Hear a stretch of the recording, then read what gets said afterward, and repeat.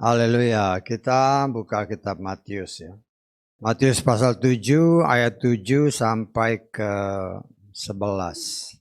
Matius 7 ayat 7 sampai 11. Kita akan baca semua ayat ini bersama sebagaimana tertulis di depannya. Matius 7 ayat 7 sampai 11. Kita akan baca bersama 3, 4.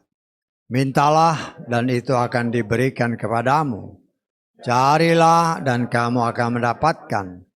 Ketuklah dan itu akan dibukakan bagimu. Sebab setiap yang meminta dia menerima. Dan yang mencari dia mendapatkan. Dan bagi yang mengetuk ia akan dibukakan. Atau siapakah manusia dari antara kamu yang jika anaknya meminta roti malah dia memberi batu kepadanya. Dan jika dia meminta ikan, malah dia memberi ular kepadanya.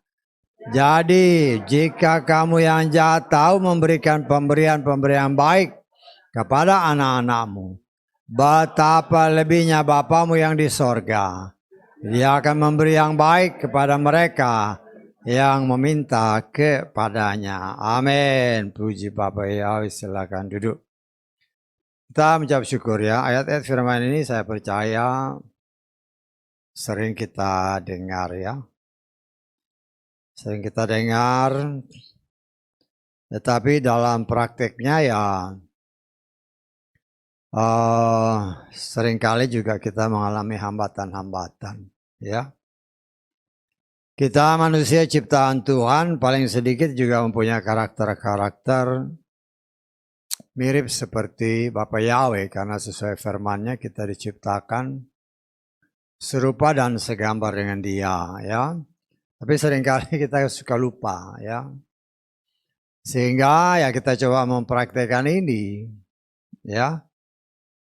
Kalau kita membutuhkan sesuatu ya kemudian kita minta dari orang, kita pasti memintanya dengan cara yang sesopan mungkin, sehormat mungkin, sesantun mungkin ya.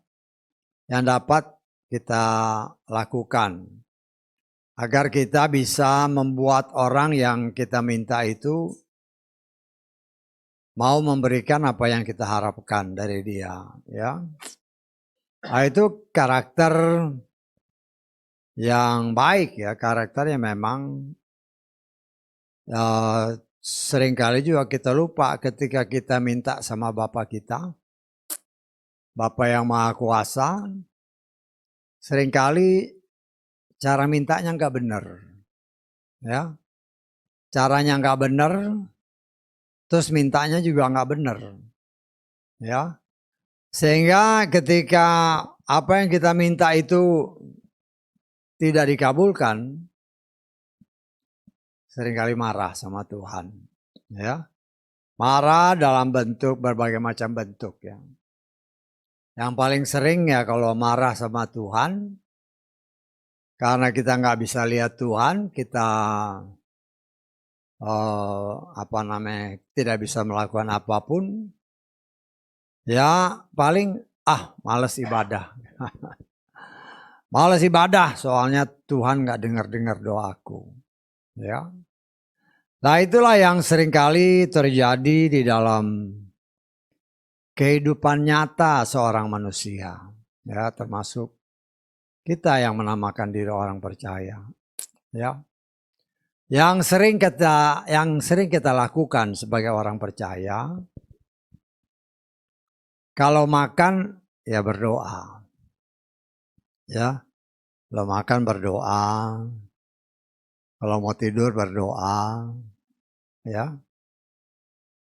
Tapi seringkali setelah makan, jarang yang mengucap syukur. Tuhan terima kasih udah makan, udah kenyang. Loh kita belak-belakan aja ini. Ya. Saya sebagai pelayan Tuhan ya ingatkan ya saya sendiri tanya karena dalam hati Tuhan terima kasih udah kenyang. Paling sedikit ada ucapan terima kasih. Ya saudara cek aja. Kita pribadi ya, mau berdoa, mau makan pasti semuanya berdoa. Tapi setelah makan,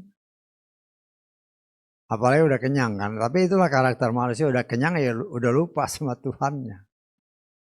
Ya, ya kita mau ucap syukur cara banyak orang, ya, banyak orang ya kalau ditanya ngapain kamu berdoa, ya. Dan ya ada orang-orang yang memang mungkin tidak seiman, ya apalagi kalau di tempat-tempat kerjaan. Tempat kerjaan, makan satu meja, kita tutup mata, setelah buka mata, orang yang gak seiman bilang, saya kira kamu tidur. Loh, tapi itu kenyataan ya. Tapi kita sebagai anak-anak Tuhan ya itulah bagian daripada hal-hal yang Tuhan izinkan terjadi sehingga kita pun harus terus koreksi diri. Ya, saya pernah saksikan dahulu ya waktu kami kerja di luar sana, ya, ya ada orang yang memang tidak seiman, orang Buddha ya, orang Thailand. Ya, ketika lagi ngumpul bersama, ya karena apa namanya orang lihat kan, saya kalau makan saya berdoa. Orang Thailand ini nanya, Pak ngapain kamu berdoa gitu kan? Kalau mereka kan berdoa dia sembah patung-patung itu, ya. Lah kita harus memberikan jawaban yang gampang dicerna, tetapi juga untuk kemuliaan Tuhan, ya. Ya itulah cara Tuhan dalam keadaan seperti itu pun kita harus juga minta hikmat Tuhan. Apa sih yang harus saya omongin? Ya supaya masuk akal karena orang-orang itu kan nggak ngerti. Nanyanya kan simpel, kamu makan kok berdoa sih? Banyak kan orang menjawab supaya diberkati. Loh itu kan terlalu general.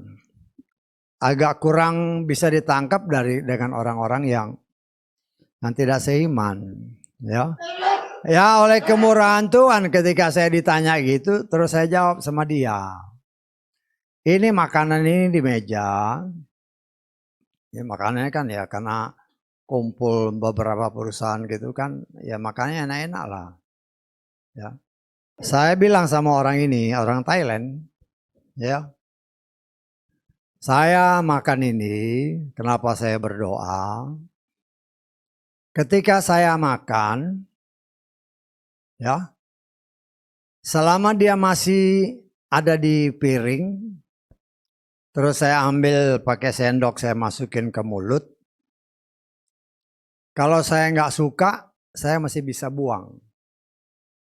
Saya muntahin aja, plus, ya. Tetapi kalau saya ambil dari piring, saya makan, saya kunyah. Setelah saya telan, saya nggak punya kuasa di situ untuk mengatur ini mau jadi apa, ya. Lah yang saya nggak sanggup, yang saya nggak punya kuasa untuk mengaturnya, itu yang saya doakan supaya begitu dia masuk menjadikan tubuh saya kuat. Oh iya ya, tapi ya itulah cara Tuhan ya. Jadi dalam hal-hal seperti itu ya banyak kita kalau sebagai anak-anak Tuhan, kita harus bisa menjawabnya, coba memikirkan sesuatu, apalagi kalau ditanya sama orang yang tidak seiman, ya. Nah, kita harus bisa menjawabnya yang bisa dia terima, ya. Kalau tadi umpamanya disebut, wah orang Kristen Tuhannya ada 3. Ya bukan aja orang seberang, orang Kristen sendiri juga ngomong, pendeta-pendeta yang terkenal juga ada 3 pribadi, ada Bapa, ada Anak, ada Roh Kudus. Tapi 3-tiganya jadi 1. Lah itu kan susah dimasukin. Padahal kan firman Tuhan itu jelas menyatakan bahwa Yeshua itu adalah firman. perkataan Tuhan. Nah saya gini, ingat ya, kita ini diciptakan serupa dan segambar dengan Bapa Yahweh. Kita ini terdiri dari tubuh, roh dan jiwa. Ya, satu hilang, mati. Saya tanggap. Ya, umpamanya saya nggak ada tubuhnya ya nggak kelihatan, ya dia nggak mati. Ya, apalagi nggak ada rohnya diambil ya mati. Ya, lah inilah yang seharusnya secara mendasar kita harus mengerti bahwa Yeshua itu perkataan Tuhan, firman Tuhan. Seringkali kita dengar, ya, firman Tuhan supaya siapa yang percaya firman itu dia akan selamat, ya. Tetapi banyak orang sebagaimana tertulis dalam kitab suci kita. Kalau namanya Tuhannya itu roh, mereka kepengen lihat Tuhannya kayak apa sih? Ya. Kenapa bangsa Israel pengen punya raja? Padahal rajanya adalah Bapa Yahweh. Tetapi karena Bapa Yahweh itu tidak bisa mereka lihat, sebagaimana raja-raja orang lain mereka bisa lihat. Karena itu mereka minta raja. Ya. Demikian juga dalam kehidupan nyata. Kalau Bapa Yahweh itu sendiri turun sebagai firman yang gak kelihatan. Yang gak kelihatan. Walaupun dia bisa bekerja dengan caranya yang luar biasa. Dengan kilat, dengan sinar, segala macam. Karena itu pribadinya sendiri. Itu semua ciptaan dia sendiri. Ya. Karena itu supaya itulah firman Tuhan katakan, karena kamu melihat, kamu percaya. Karena itu dia nyatakan pribadinya sebagai Yeshua yang bisa dia lihat. Ya. Tapi dia itu sebenarnya adalah firman itu sendiri. Tetapi karena manusia pengen lihat, jadilah pribadi Yeshua. Ya. Pribadi Yeshua, tetapi ya tetap aja orang banyak yang menolak. Ya. Karena itu Yeshua berkata, berbahagialah orang yang percaya walaupun tidak melihat. Inilah bagian daripada kehidupan yang terus-menerus terjadi dalam hidup kita. Ya dulu juga saya nggak ngerti nih kok Bapa, Anak, Roh Kudus. Dulu ya dengan keyakinan walaupun Kristen ya. Walaupun Kristen, bahkan saya pernah dengar seorang pelayan Tuhan yang sudah boleh dikatakan senior dan termasuk terkenal. Ya. Saya dengar dari waktu dia melayani di media sosial kan, di TV waktu itu kan. Dia ngomong, itu ketika Bapak, ya dia pakai nama yang lama lah ya. Ketika Bapak Abraham ketemu dengan Tuhan, kan dia ada dua malaikatnya yang menyertai dia. Tapi dia bukan bilang malaikat, itu Bapa, Anak, dan Roh Kudus. Lu bagaimana ini? Ya, dan hal-hal seperti itu pun banyak terjadi dalam kehidupan kita sampai sekarang. Kalau orang Kristen ditanya, ya, Bapa, Anak, Roh Kudus itu 3 tapi 1. Loh gimana? Bukan 3 1. Saya ngomong, yang saya omong itu ya saya tanggap. Lah itu dalam wujud yang kecil. Tapi kalau wujud yang besar yaitu Bapa kita sendiri, ketika dia berbicara, itulah pribadinya sendiri. Jadilah terang. Yang membuat jadilah terang itulah Yeshua, itu firman. Firman itulah yang karena itu dikatakan oleh firman Tuhan, segala sesuatu diciptakan oleh dia karena dia firman. Tetapi karena firman itu nggak kelihatan, dia menjadi dalam Yohanes pasal ke-1 ayat 14, dia firman itu menjadi manusia. Tapi manusia setelah jadi manusia pun nggak percaya. Ya, karena itu dari tempat ini dan seringkali saya katakan, iman atau percaya itu anugerah. Sesuai dengan apa yang dikatakan kitab Tesalonika. Ya, 2 Tesalonika 3 ayat kedua. Tidak semua orang punya iman. Tidak semua orang bisa percaya kepada Yahweh. Tidak semua orang bisa percaya kepada Yeshua. Ya. Ya, saya pernah nanya sama ya waktu ngobrol-ngobrol gitu kan. Seringkali kan kalau ngobrol-ngobrol ya sama pelayan-pelayan Tuhan. Ya. Nah, kita juga kadang-kadang kan ngobrol. Terus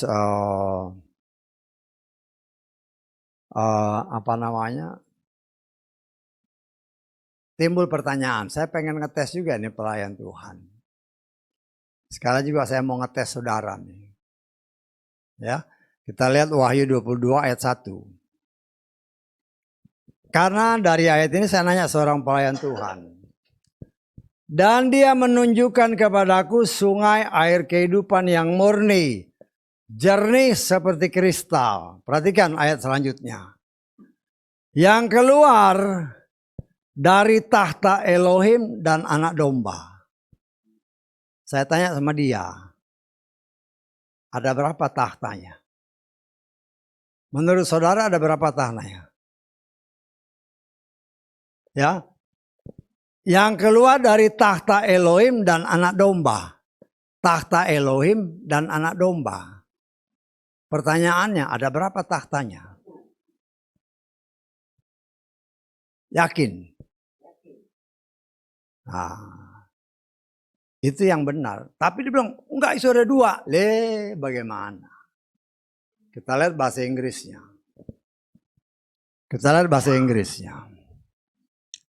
And he showed me a pure river of water of life, clear as crystal, proceeding out of the throne. Bukan thrones, nggak ada S-nya. Saya tanggap. Ya, of God and of the Lamb. Tahta itu cuma 1. Ya, artinya di sini kita juga harus sangat berhati-hati. Ya, saya juga heran waktu dia bilang itu tahtanya 2, Om. Dia bilang, lu bagaimana ini? Itu pelayan Tuhan. Atau mengaku diri pelayan Tuhan. Tetapi ya kalau nggak hati-hati ya bahaya. Karena itu kita senantiasa dengan berjalannya waktu, dengan semakin dekatnya waktu, semakin banyak tadi kesaksian kan. Oh, mana yang benar? Buat saya kalau tafsiran itu sih oke-oke aja, mau tafsir ini, tafsir. Bukan masalah tafsirnya. Karena saya katakan, tafsiran itu bisa benar, bisa salah. Masalahnya bukan benar dan salahnya, siapa apa enggak itu loh. Saya tanggap. Kenapa saya kata, kita memang mengimani untuk diangkat. Tapi kalau Tuhan bilang, pulang duluan ya, siapa yang bisa menahan? Kalau Tuhan bilang besok kamu pulang ya. Oh nggak bisa Tuhan, saya mau nunggu ke pengangkatan. Loh Tuhan bilang sekarang. Masalahnya kalau kita siap, ya nggak apa-apa pulang duluan. Terus nanti gimana saya bisa diangkat nggak? Kalau engkau hidup benar dalam pandangan Tuhan, ada tertulis. Orang yang sudah meninggal itu dahulu bangkit, baru kita diangkat bersama-sama. Ya, jadi yang penting ya kalau karena tadi gimana tanggapan ya saya tanggapan tafsiran itu ya boleh-boleh aja. Karena tafsiran itu saya tidak bisa kata itu salah atau benar. Karena ada ayat-ayat firman walaupun kita harus bisa teliti. Ya, tapi ya namanya tafsir ya boleh-boleh aja sih. Hanya masalahnya bukan masalah tafsirnya, masalahnya siap apa enggak. Ya. Oh ini masih berapa bulan? Tadi 7 bulan. Ya boleh-boleh aja kalau memang imannya seperti itu. Ya walaupun kalau kita sudah disingkapkan kan. Karena apa yang Yeshua katakan bahwa Generasi ini akan melihat. Nah, dari situ kita bisa lihat. Tapi masalah itu kan kita juga nafsir. Kita tidak bisa bilang pasti benar. Masalahnya katakanlah itu benar. Katakanlah gitu kan. Tapi kalau Tuhan bilang besok kamu pulang. Loh gimana? Karena itu saya katakan bukan masalah kapan diangkatnya. Masalahnya siap apa enggak, itu aja. Jadi karena firman itu ada yang menyatakan betapa suci dan salehnya engkau hidup. Itulah yang paling penting. Sehingga di dalam masa penantian yang sudah semakin dekat ini, bagaimana persiapan kita? Ya. Minta apa yang mau diminta. Ya. Nah, segala sesuatu itu ya kita boleh minta kan? Boleh. Tapi apa yang paling penting di dalam hidup kita? Ya. Segala sesuatu dalam hidup ini harus kita jalani sesuai dengan firman. Dan kita tidak akan pernah mampu berjalan sesuai kehendaknya dengan kekuatan sendiri. Karena itu yang paling penting yang harus atau saya sarankan untuk kita minta. Apa yang paling penting kita minta? Ya. Kita lihat Lukas pasal 11.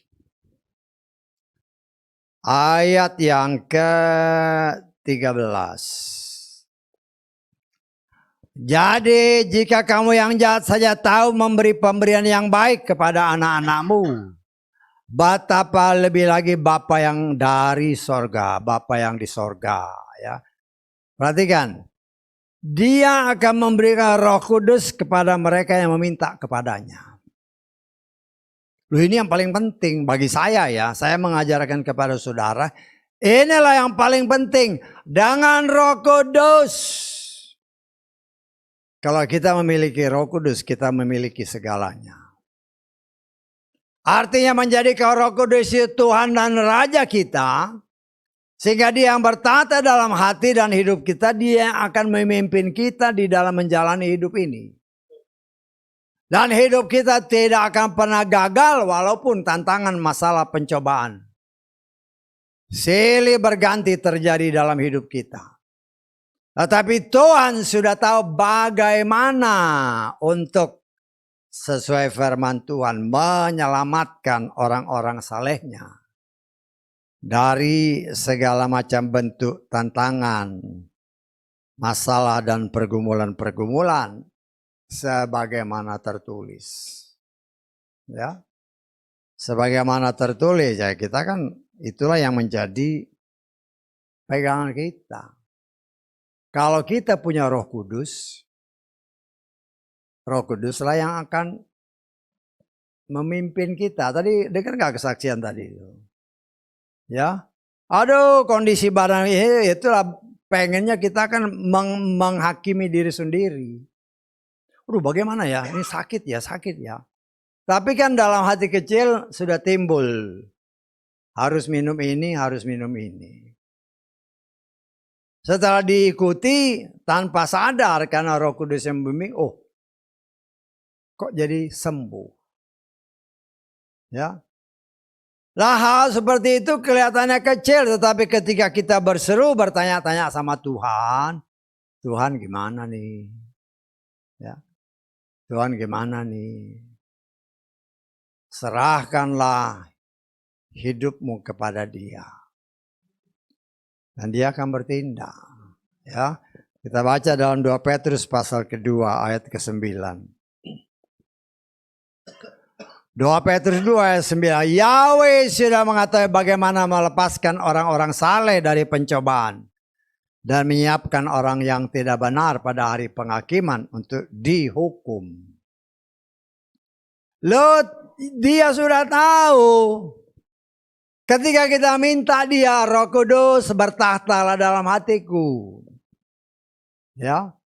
Loh ketika Dia bertata dalam hati kita dan kita membiarkan Dia memimpin kita, kita tidak melihat di depan kita itu ada apa. Tetapi dia tahu di depan kita ini ada yang jahat atau tidak baik, kecelakaan. Ya, dia tahu, kita nggak tahu karena kita memang nggak lihat. Tapi karena kita memberi diri kita dipimpin oleh Roh Kudus, walaupun ada rintangan, dia sanggup membuat kita dihindarinya dari segala macam yang bukan berasal dari dia. Kenapa? Karena Roh Kudus ada di dalam kita. Karena itu pertama ketika diajarkan oleh Tuhan, minta, yang harus saudara minta adalah Roh Kudus. Walaupun kita percaya ketika kita dilahirkan baru, kita dikatakan inilah anakku, kita diberikan Roh Kudus. Tetapi kita senantiasa menjalin komunikasi dengan Roh Kudus dan meminta supaya dia bertakhta dalam hidup kita, mengatur langkah hidup kita. Kalau dia benar-benar bertakhta dalam hidup kita, dia yang akan mengatur segala sesuatu dan kita tidak akan pernah merasa ketakutan menjalani hidup ini. Kenapa? Dia bertata dalam hidup ini sehingga sebagaimana si Paulus menyatakan, kita lihat Filipi pasal 1 ayat 21. Ya. Sebab bagiku hidup itu hamasia dan mati adalah keuntungan. Ini kalau bukan karena Roh Kudus, gak mungkin. Tapi karena dia sudah bertekad bahwa aku yang hidup ini bukan lagi aku. Tetapi Yeshua lah yang hidup di dalam aku. Kita lihat Galatia pasal 2. Ayat ke-20. Aku telah disalibkan bersama Hamasia. Aku hidup tetapi bukan lagi aku, melainkan Hamasia yang hidup di dalam aku. Dan apa yang sekarang aku hidupi di dalam daging, aku hidup oleh iman Putra Elohim yang telah mengasihi aku dan telah menyerahkan dirinya demi aku. Ya.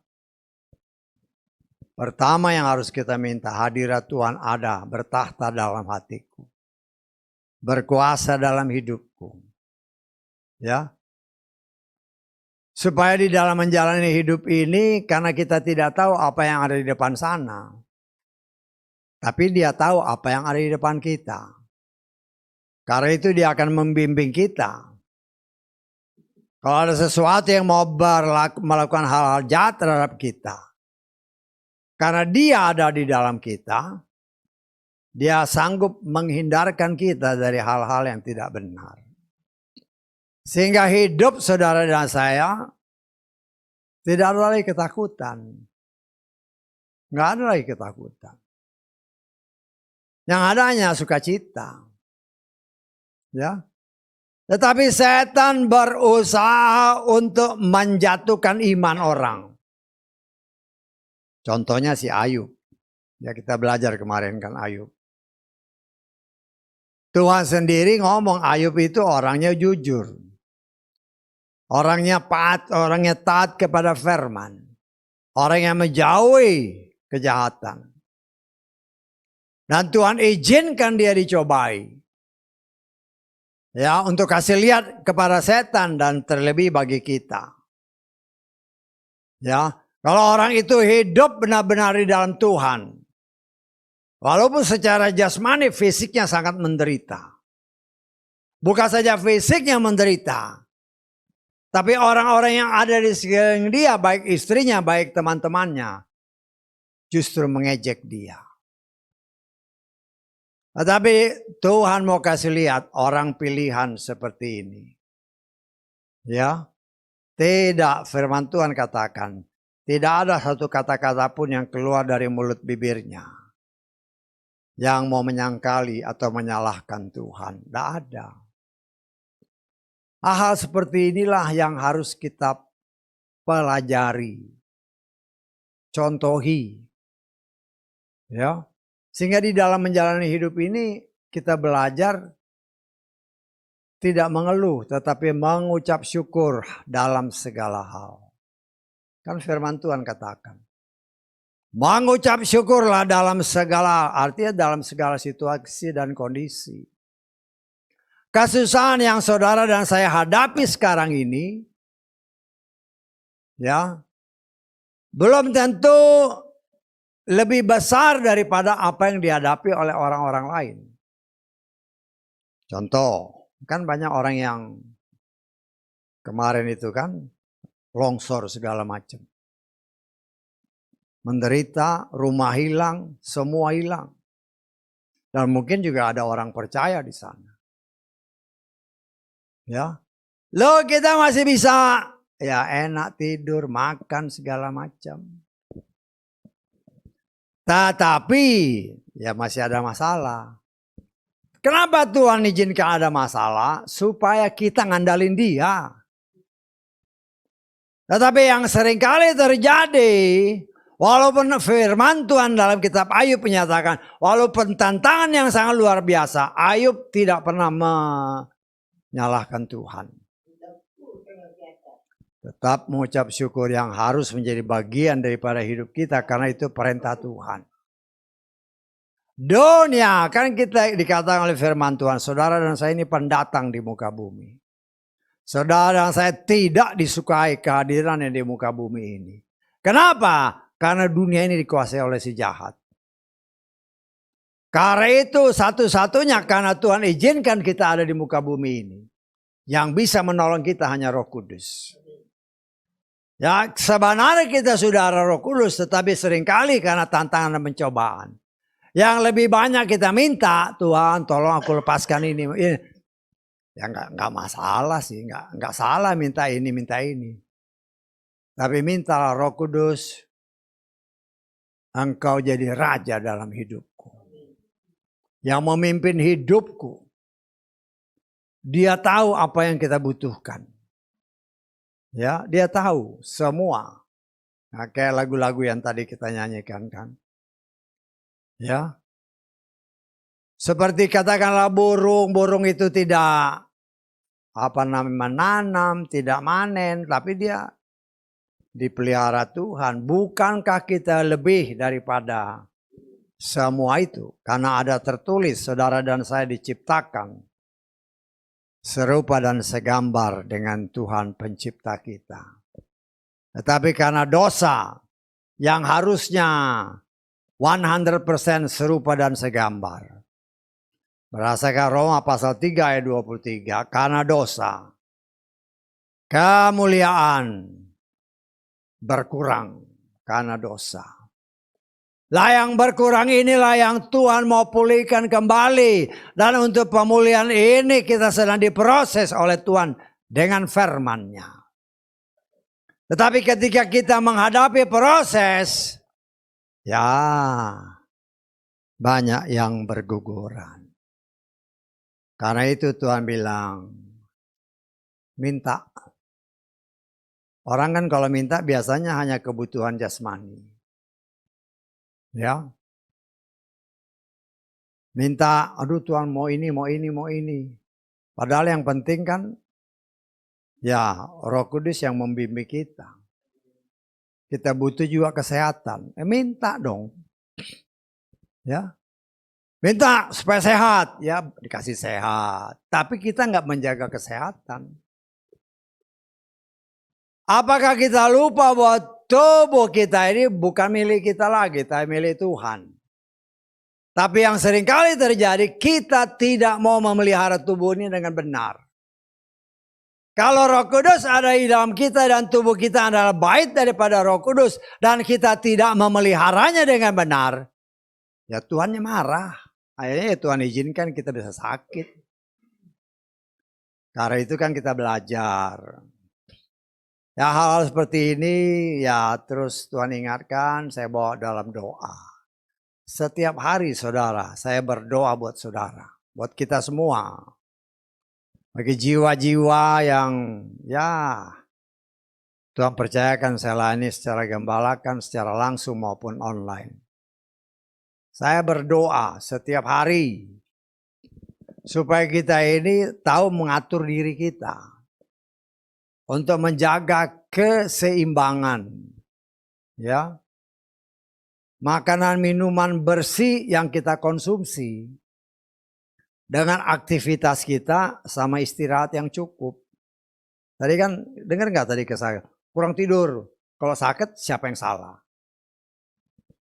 Ya, jangan salahin Tuhan. Ya minta ampun Tuhan, aku nggak pelihara kesehatan. Karena kita lupa, seolah-olah merasa tubuh ini milikku. Tubuh kita bukan milik kita lagi, tetapi milik Bapa Yahweh.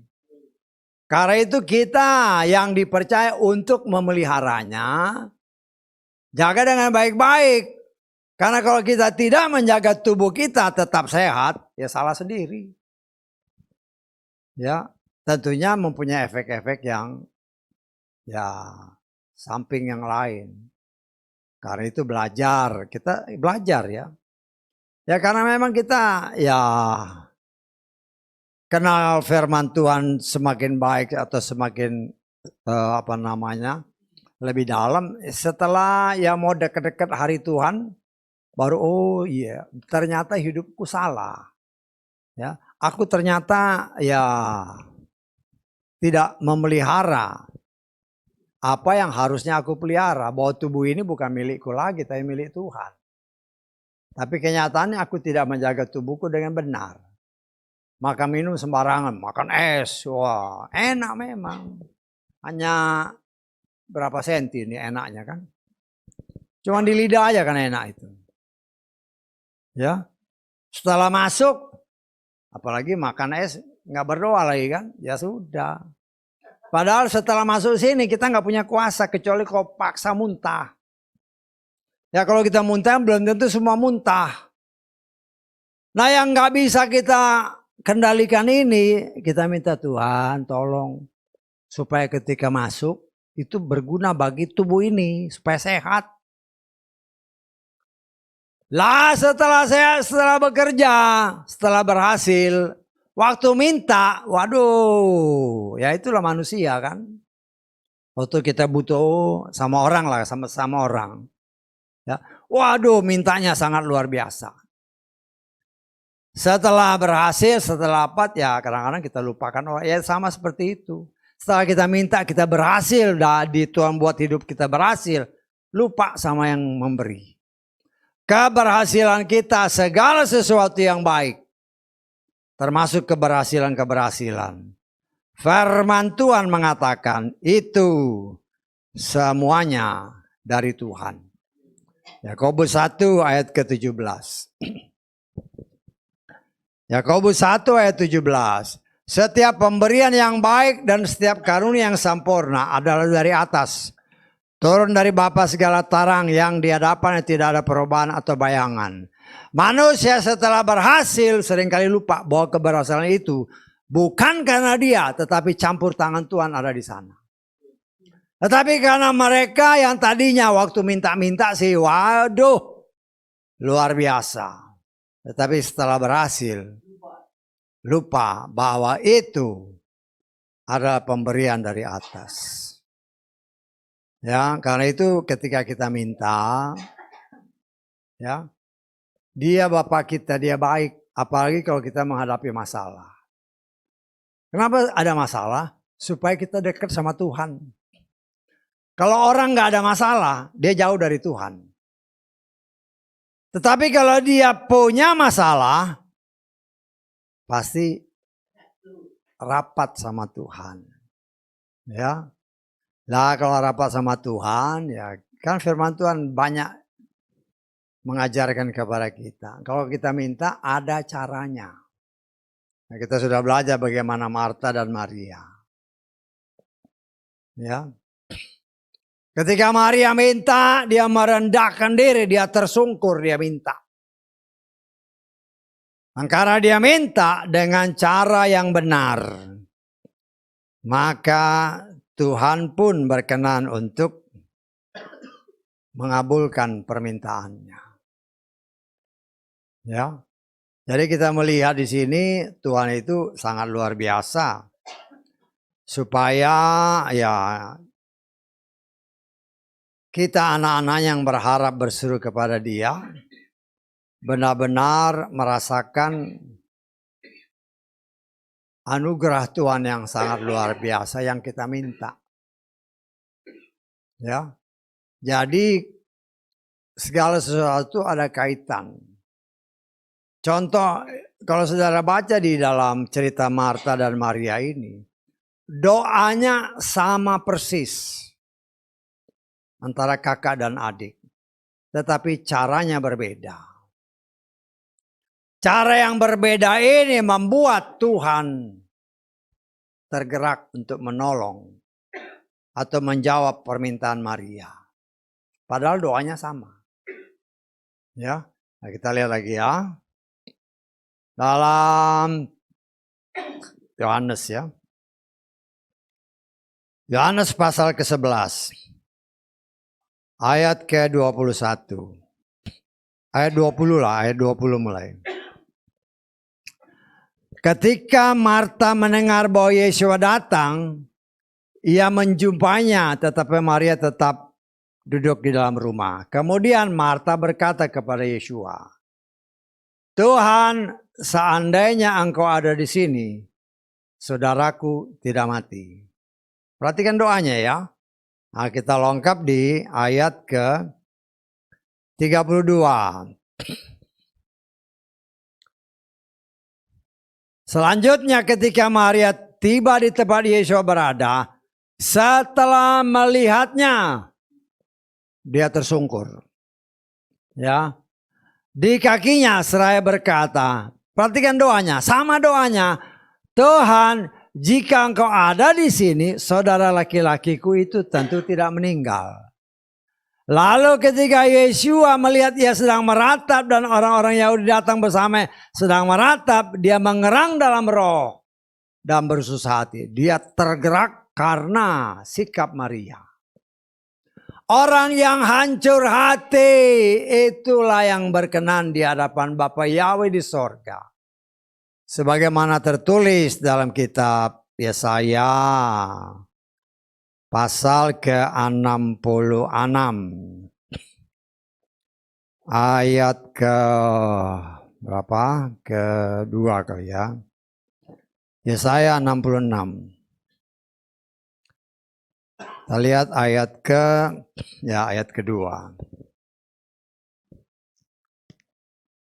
Tanganku telah membuat semua ini, bahkan semua hal yang ada. Firman Yahweh. Perhatikan.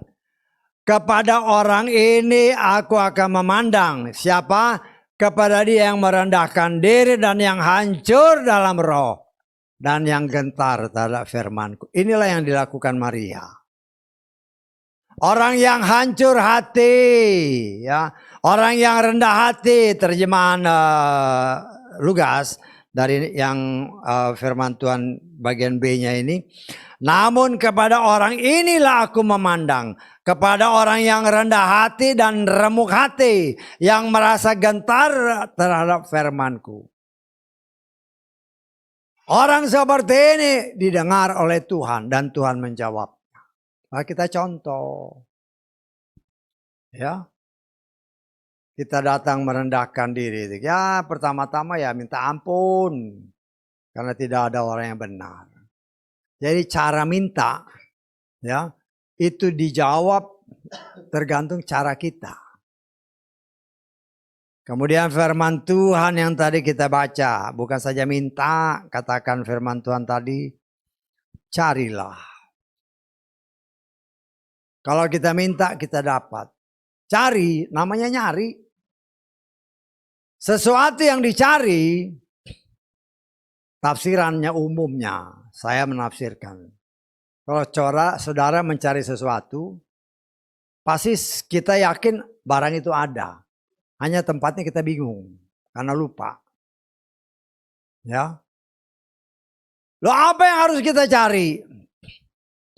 Ya, orang mencari damai. Damai itu hanya ada pada Tuhan. Ya, kita bilang shalom. Shalom itu kan damai sejahtera. Ya. Kita mencari kebahagiaan. Ya, kebahagiaan itu hanya ada pada Tuhan. Ya. Karena itu untuk kita bisa mendapatkan apa yang kita, ya macam-macam kan apa yang kita mau cari. Ya. kita harus mengerti. Biasanya dalam kehidupan sehari-hari, ya, umpamanya, ya apalagi kalau udah mulai umur-umur kan, lupa nih. Tadi aku taruh barang di mana ya? Nah, kita belajar dari pengalaman. Tak, aku taruh di barangnya di mana, lupa nih. Ya kita terus balik lagi. Aku sampai di sini, tadi kemana duluan ya? Sini, diteris ke belakang. Saya nggak tahu saudara suka gitu nggak? Ya, atau nanti kalau udah umur kayak saya ya mungkin kayak gitu. Ya, kalau ada barang yang lupa kita harus teris ke belakang untuk mendapatkan apa yang menjadi punya kita. Demikian juga dalam kehidupan kita sebagai anak-anak Tuhan. Semua orang merindukan kebahagiaan. Sedangkan kebahagiaan itu hanya ada pada Tuhan. Sukacita itu hanya ada pada Tuhan. Walaupun Tuhan berfirman, bersukacitalah senantiasa. Dalam segala situasi kondisi. Ya. Tetapi kita seringkali seolah-olah kehilangan pegangan. Sehingga sukacita itu pun hilang. Ya. Lah kita terus ke belakang. Kok aku jadi begini ya? Terus, something is wrong. Berarti ada, kalau kita, karena Roh Kudus harusnya ada di dalam kita. Karena kita minta tadi kan. Tapi ketika hilang damai sejahtera, berarti seolah-olah hubungan terputus dengan pribadi yang kita sembah. Kita terus ulang, oh kelihatannya aku ada bikin salah. Ada dosa. Akibat dosa, timbul berbagai macam permasalahan di dalam dunia ini. Karena dosa yang dibuat oleh leluhur kita, timbul berbagai macam masalah. Karena itu untuk mendapatkan kembali suasana kerajaan sorga dalam hidup kita, buatlah perdamaian antara pribadi kita dengan Tuhan kita yang ada di dalam hati kita. Kan kita minta Tuhan bertatalah dalam hatiku. Tetapi ketika kita berbuat dosa, ya seringkali kita dengarkan gelap tidak mungkin bersatu dengan terang. Tetapi ketika kita melibatkan gelap masuk dalam hidup kita, kuasa kegelapan, segala yang bukan dari Tuhan masuk dalam hidup kita, otomatis damai sejahtera itu hilang. Padahal Tuhan bilang, ya sukacita, kan enak di dalam Tuhan itu enak. Sukacita, semua ada. Ya, tetapi kita seringkali hanya memikirkan ya pribadi kita tanpa terlebih dahulu kalau kita merasa ada sesuatu yang gak beres, berarti ada sesuatu yang missing, sesuatu yang hilang.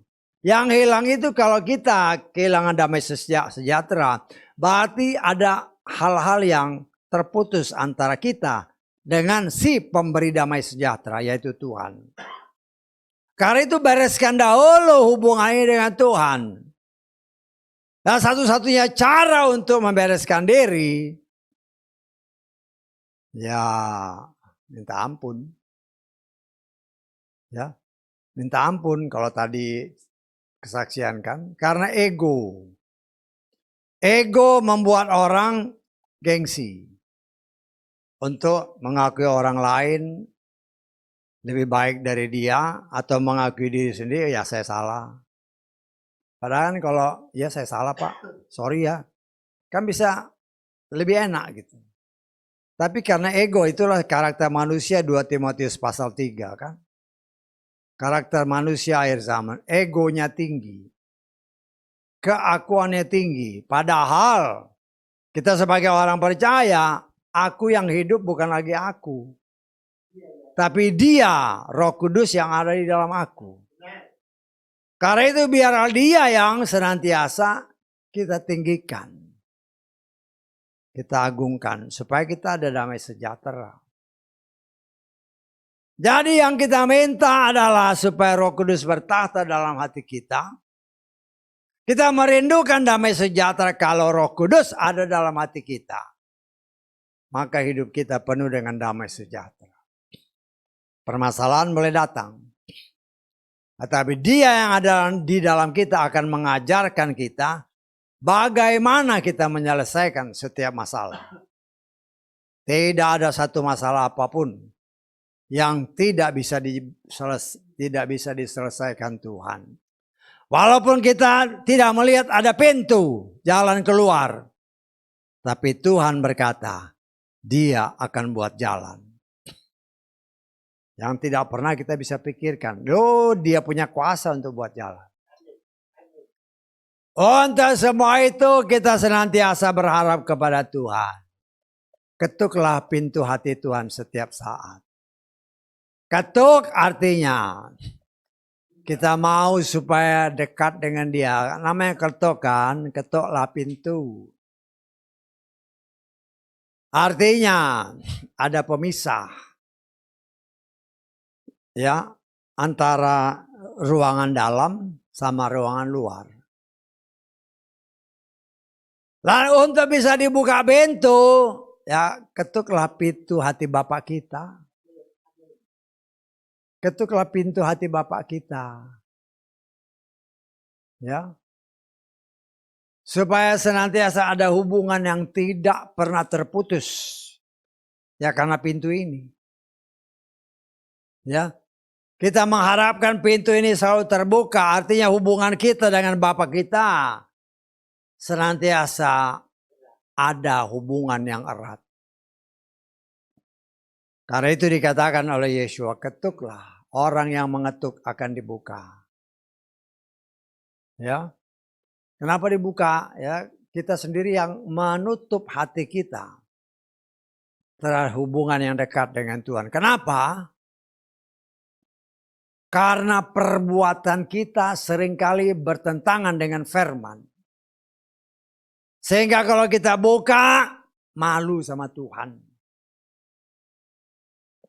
Tetapi justru hal-hal seperti itu yang Tuhan kehendaki supaya dihilangkan dari dalam hidup kita. Senantiasa terbuka dengan Tuhan dalam segala hal. Hal-hal kecil, hal-hal besar. Ngomong aja sama Tuhan, aku kepengen ini deh. Kan gak apa-apa, minta. Kalau Tuhan berkenan dikasih. Apalagi kalau kita mintanya dengan kata Yesaya tadi, dengan hancur hati. Tuhan aku butuh. Ingat saudara dan saya adalah anak-anaknya. Dan Dia adalah Bapa kita yang sejati. Kita merindukan, kan kita rindu. Ya ibadah-ibadah ini kan supaya terus menerus diproses. Supaya suatu saat kita layak untuk bertemu dengan Dia. Tetapi dalam kenyataannya, dalam proses yang dikerjakan Tuhan, kita masih belum 100% sungguh-sungguh. Enak aja. Kan saya dari sini lihat siapa yang tidur. Saya lihat, oh ini sih tidur. Kan kalau saya tegur malu. Ya biar aja Tuhan. Ya. Hal seperti ini ya saya sih sebagai pelayan Tuhan ngomong apa adanya aja. Karena apa? Saya sebagai pelayan Tuhan yang Tuhan percaya untuk melayani dan menggembala, saya rindu kita semua diangkat. Dan untuk bisa diangkat itu tergantung pada pribadi lepas pribadi kita. Kita harus menjaga diri, tidak ada sekat antara kita dengan Dia yang kudus. Ya, kalau ada sekat, ya selama masih ada sekat berarti ada halangan. Karena ada halangan ya ketuk pintu hati Tuhan, Tuhan tolong buka pintunya. Aku mau berhubungan dengan Engkau senantiasa. Dan itu hanya akan terjadi apabila Roh Kudus ada di dalam kita. Dan Roh Kudus itulah yang senantiasa menghendaki saudara dan saya tetap hidup menjalin hubungan dengan Bapa kita. Sehingga walaupun dunia membenci kita, nggak ada masalah. Dia sanggup membela kita. Dia sanggup memelihara kita. Dia sanggup memberkati kita. Karena itu saudaraku yang dikasih oleh Bapa Yahweh. 3 kata yang Tuhan kata, minta, cari, dan ketuk. Dan saya mengingatkan kepada kita semua. Ya, untuk kita bisa hidup penuh dengan sukacita. Tanpa Roh Kudus tidak mungkin kita bisa hidup dengan sukacita sorgawi. Banyak orang yang sukacita, tetapi sesungguhnya dalam hati mereka belum tentu senang. Kenapa? Karena nggak ada Roh Kudus di dalamnya. Ya. Oh, kalau ibadah di gereja sih kelihatan wah luar biasa. Sampai di rumah piring terbang banyak juga. Kenapa? Karena tidak ada Roh Kudus. Tetapi kalau ada Roh Kudus di dalam kita masing-masing, masing-masing ada penguasaan diri. Karena itu dikatakan, kuasailah dirimu dan senantiasa berdoa kepada Tuhan. Itulah yang Tuhan kehendaki. Tantangan permasalahan seperti yang dicontohkan oleh Yeshua. Ya. Tuhan kasih lihat dalam segala macam tantangan. Tidak ada kata-kata keluhan. Tidak ada. Tetapi dari situ kita contoh. Ya, contoh-contoh semua tertulis. Contoh-contoh semua diingatkan. Tapi bagaimana respon kita terhadap firman? Itulah yang sangat menentukan. Ya, dan saya percaya ketika kita minta dengan sungguh-sungguh Roh Kudus, bertahtalah dalam hatiku, menjadi raja dalam hatiku. Tetapi ingat, setelah dia bertahta, ada tertulis jangan dukakan dia. Artinya, kita terus banyak memuji Tuhan, menyembah Tuhan, berdoa. Dalam melaksanakan tugas-tugas, pekerjaan apapun, lakukan seperti untuk Tuhan. Sehingga hidupmu berhasil. Bukan karena kuat gagahku, kata firman Tuhan, tapi karena roh Bapa Yahweh yang ada di dalam aku yang membuat aku berhasil dalam segala hal. Karena aku bekerja seperti untuk Dia. Ya, bukan bekerja dilihat oleh orang, tapi Dia yang melihat aku dan Dia yang membuat aku berhasil. Ya. Dan hal seperti ini, minta, cari. Kita membutuhkan damai sejahtera. Ya, bukan kepura-puraan. Orang ya kalau pikirannya kusut, walaupun dia capek, belum tentu bisa tidur. Biasanya nggak bisa tidur. Walaupun capek. Tetapi kalau dia ada damai sejahtera, ya masalah boleh datang. Tapi karena dia ada damai sejahtera, tidur ya tidur aja. Waktunya tidur ya tidur. Ya. Ya kadang-kadang ya, ini kan anak muda semua di sebelah ini. Ya. Kadang-kadang jam 10 ya, mereka kadang kerjanya malam. Kalau bukan masalah kerjanya, kadang-kadang musiknya gede-gede banget. Ya. Tapi ya, saya nggak mau pikir itu. Tidur ya Tuhan tidur nih. Roh Kudus aku serahkan roh jiwa dan tubuhku ya tidur. Pada musik kadang-kadang ya mungkin karena mau ke kamar mandi kan. Jam 3, jam 4, jam 3, jam 2, jam 3 kebangun. Wah masih musiknya masih gede tapi saya nggak denger. Karena apa? Ya serahin aja Roh Kudus. Ya biar dia yang beracara. Kita mencari hadirat Tuhan. Hadirat Tuhan itulah yang memberikan damai sejahtera. Senantiasa ketuk pintu hati Tuhan. Ya. Ketuk pintu hati Tuhan artinya kita menjalin hubungan tetap ada antara kita dengan Tuhan. Ya. Kita bukan berbicara tentang masalah dunia. Dunia dengan segala permasalahan boleh-boleh aja. Tapi kalau hubungan kita dengan Tuhan itu bagus. Apapun yang harus kita hadapi. Dalam rumah tangga, dalam pekerjaan, dalam studi. Dalam segala hal. Engkau akan dibuatnya berhasil.